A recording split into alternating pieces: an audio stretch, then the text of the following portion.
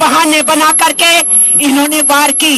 और याद रखें, हमेशा ये वार्ता में उलझाते हैं और वार्ता के दौरान हमला करते हैं अपनी प्रिपरेशन करके, और इस बार भी यही हुआ। जो पिछली बार 1 साल पहले ईरान पे हमला हुआ तो इंटरनेशनल एटॉमिक एनर्जी ने वहां पर पूरी तफ्तीश करके ये बताया कि ईरान के न्यूक्लियर आर्मामेंट बनाने की इंतजाम नहीं है। पीस पर्पसेस के लिए, शांति के लिए जो न्यूक्लियर एनर्जी का प्रयोग होता है, ये इनका कार्य वही है। यहाँ कोई भी हथियार बनाने की इनके पास वक़्त नहीं है, ताकत नहीं है, इरादा नहीं है, शुरू नहीं है।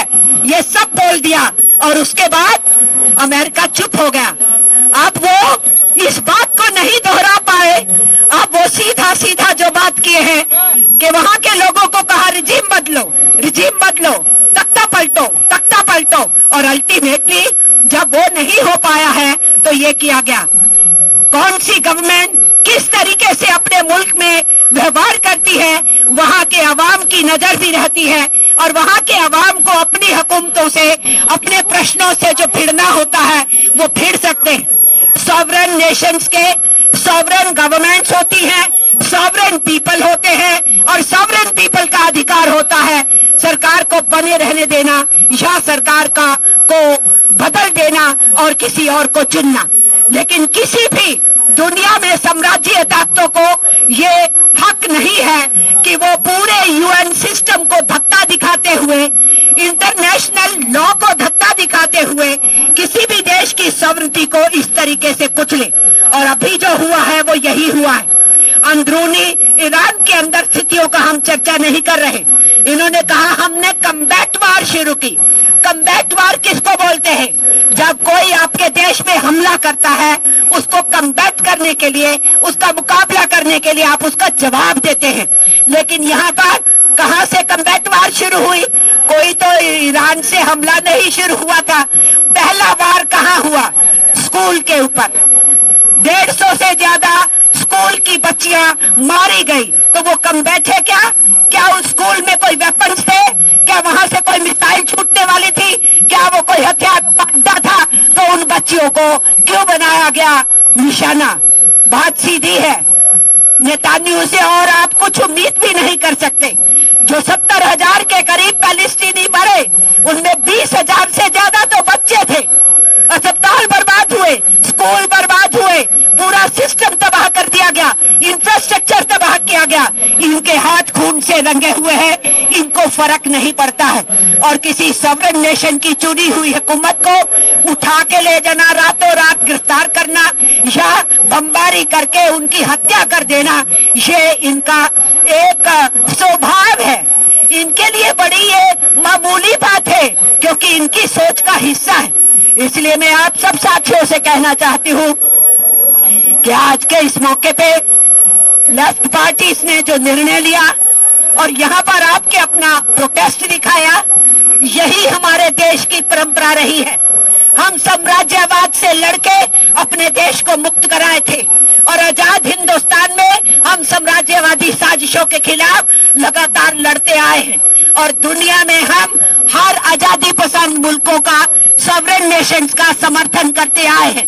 हिंदुस्तान की सरकार ने आज हमारे देश की बेअदबी की है, बेइज्जती की है।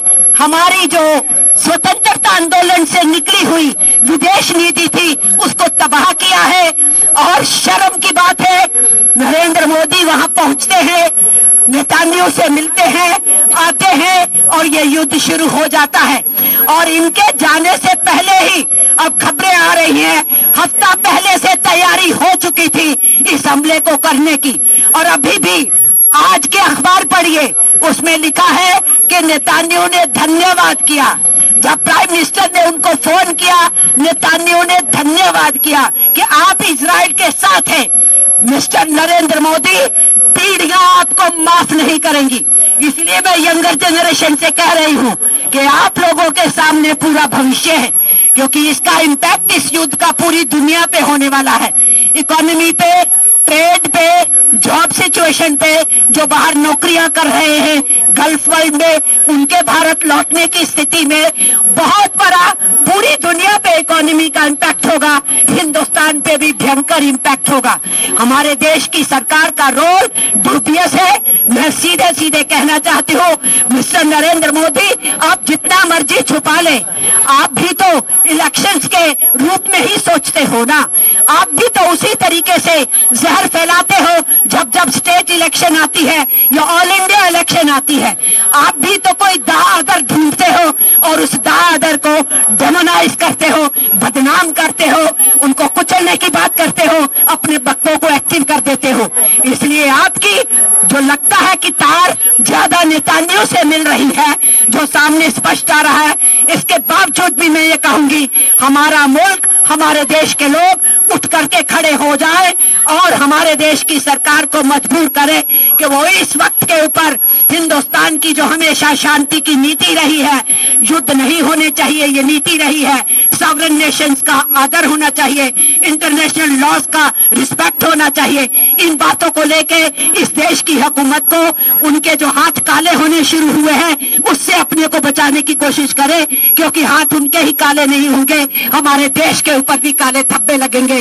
इन सब बातों को कहते हुए लेफ्ट पार्टीज के दिल्ली स्टेट की कमेटी के सभी साथियों को मैं बहुत बहुत धन्यवाद देते हुए और मुबारक देते हुए कि आपने ये कदम उठाया है। ऑल ओवर इंडिया में प्रोटेस्ट हो रहे हैं और ये जारी रहना चाहिए। आज एक प्रदर्शन के रूप में नहीं, जितना ज्यादा हम इसको फैला सके, नीचे तक मैसेज पहुंचा सके, उतना ही हमारे देश के लिए मौफिक होगा, अवाम के लिए मौफिक होगा और विश्व शांति के लिए मौफिक होगा। बहुत ऐसी और खबरों के लिए बोल मीडिया को फॉलो करें।